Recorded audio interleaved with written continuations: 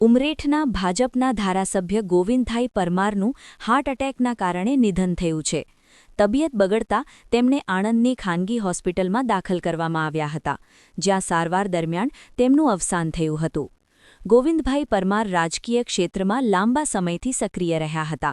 તેઓ પ્રથમ વખત અપક્ષ તરીકે ધારાસભ્ય બન્યા હતા. ત્યારબાદ ભાજપમાં જોડાયા પછી સતત 2 ટર્મ ઉમરેઠ બેઠક પરથી ભાજપના ઉમેદવાર તરીકે જીત મેળવી ધારાસભ્ય રહ્યા હતા.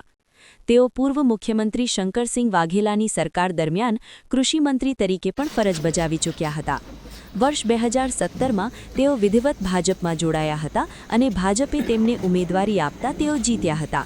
ત્યારબાદ 2022ની વિધાનસભા ચૂંટણીમાં પણ ભાજપે તેમને ટિકિટ આપી હતી અને તેઓ ફરીથી જીત્યા હતા. આણંદની ખાનગી હોસ્પિટલમાં સારવાર દરમિયાન તેમના નિધનના સમાચાર મળતા રાજકીય તેમજ સામાજિક વર્તુળોમાં શોકની લાગણી પ્રસરી ગઈ છે.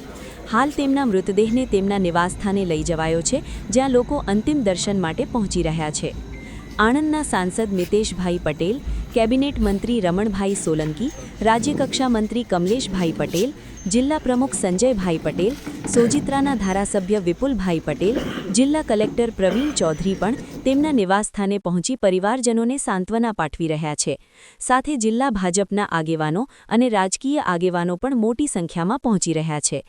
આવતીકાલે સવારે 11 વાગે તેમના નિવાસસ્થાનેથી અંતિમ યાત્રા યોજાશે.